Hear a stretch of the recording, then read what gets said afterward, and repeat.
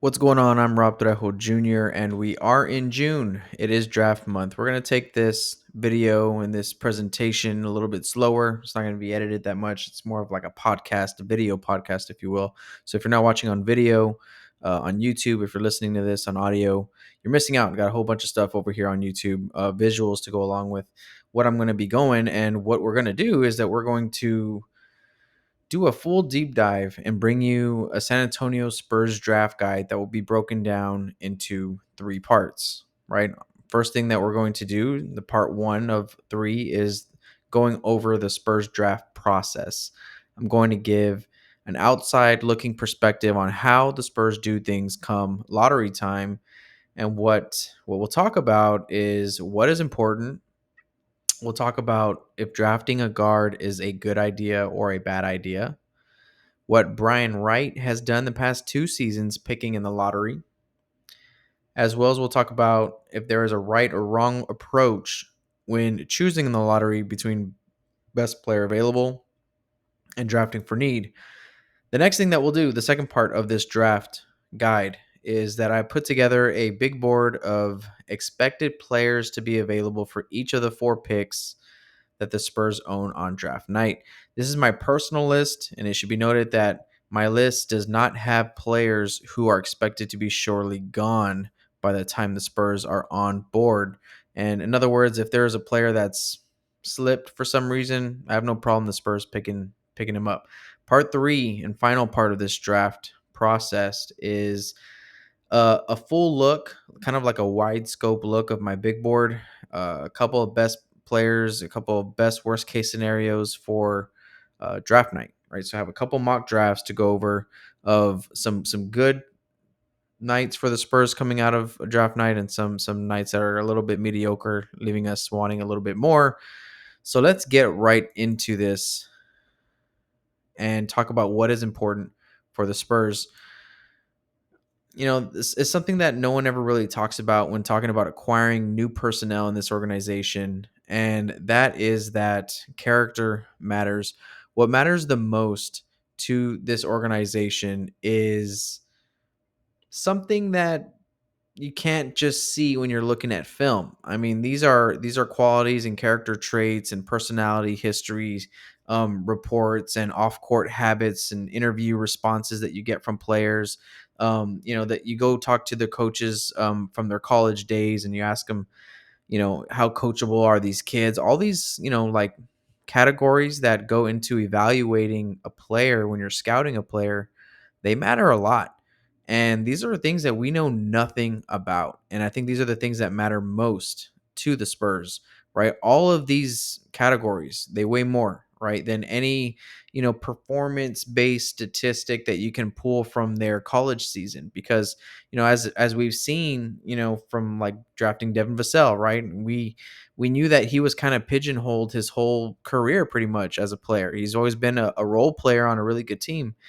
And so, we don't evaluate those stats when we're deciding to pick him 11th in the lottery or 12th in the lottery, right? So, these are the things that matter in the Spurs organization. They're very particular on who they bring in to do business with, because ultimately that's what it is. And the Spurs, like you've heard many times, do not bring knuckleheads. They bring in certain type of people, right? Personal history matters. Like, let's just say there's two players that the Spurs like, and one guy, he's just, an all right guy. And then you had another guy that has a past history of having to step up in clutch moments and, just be, be an adult early. Maybe they had a responsibility to take care of their family or whatever, like all those type of hidden stories that you don't know, that we don't know about most of these players right now. The Spurs do know, and they have all that data, and all that matters more to them than any, combine statistic or vertical jump that you can pull out of the combine or in their college playing days as well. So, all right, if you were to ask most Spurs fans out there who the Spurs should draft, the response would probably be, I don't know, just don't draft another guard, right? That's most of the responses that we get when we hear who should the Spurs draft. So one of the main trigger points is that for Spurs fans around draft time is the idea of the Spurs drafting another guard. Most see the roster and think there's a logjam already at this position, and the Spurs should not waste their pick jamming up this spot even more. So, is this a valid concern? That's what we're going to talk about right now. Because if you go through the mock drafts that I've done over the past few weeks, um, I picked up a few guards, and a lot of people have a problem with that. So, is this a valid concern? Let's find out. All right, let's go ahead and find out here.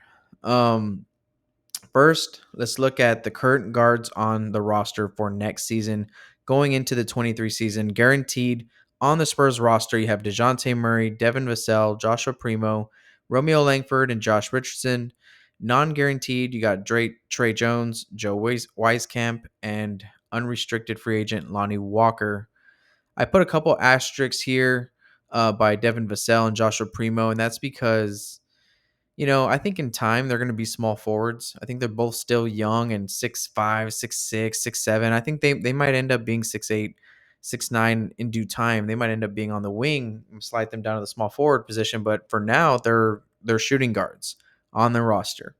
Okay, so this is my assessment of what the Spurs should do next season, and this should give you a little bit of perspective of why I am not afraid to draft guards. Because if you were to ask me if I was in that coaching room and we're talking about how do we make this team better, one of the propositions that I would probably put forward right away is okay. Well, first off, let's talk about Josh Richardson and Romeo Langford. I love Josh Richardson. He's a great player. He did really good things in the short period of time that he was here. But ultimately, I think he's way too valuable to a team, maybe like Charlotte, who's maybe looking to add some players instead of, to help them compete now.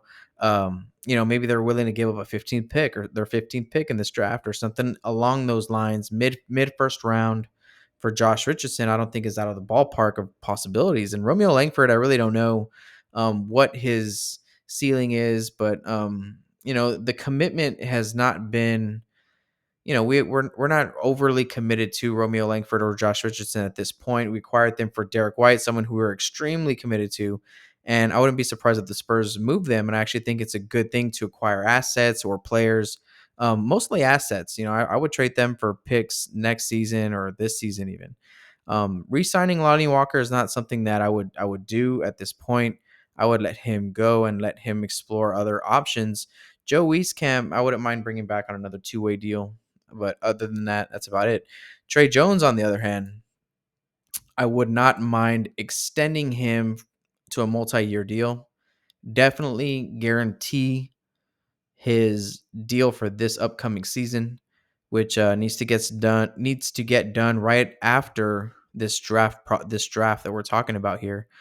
So that's something that I would do, right? Guarantee Trey Jones, keep him around long term. So what am I talking about? Okay, so Coach Rob Trejo Jr.'s proposition leaves us going into next season pre-draft with DeJounte Murray and Trey Jones as your point guards, and Devin Vassell and Josh Primo as your shooting guards, right? Because I'm talking about letting Lonnie go. I'm talking about dealing Josh and Romeo, not bringing back Joe. Really, Joe's really not, I don't think, a part of our long-term plans when you have 3 first-round picks coming into the season. So if this scenario is to be played out, and let's just say it is, I mean, who knows?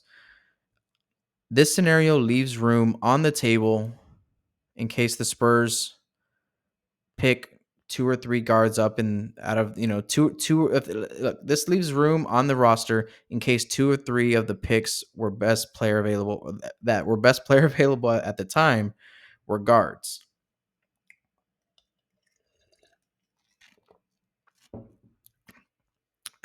Here we go. This scenario leaves room on the roster in case that the Spurs, find themselves at a spot where the best player available at 20 or 25 is a guard, and they don't want to turn down the possibility of having a game-changing guard because you know what, like that's what's important. Having a guard these days is extremely important. You need that game-changing guard in order to be at the top of the league, in my opinion. So that's my assessment on this roster. I don't see it being a problem right now for the Spurs to draft guards in this draft. And in my opinion, there are plenty out there that can make this team better.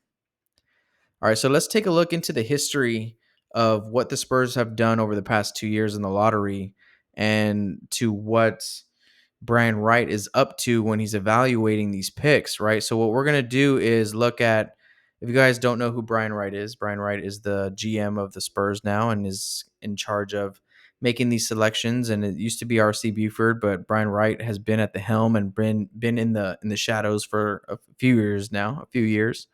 Um, so Devin Vassell went 11 in 2020. Joshua Primo went 12 in 2021. These are just from the outside looking in. Some of the attributes that they share, these two picks, we're talking about the Spurs picking, the highest that they ever have with these two picks that we have had over the past 2 years.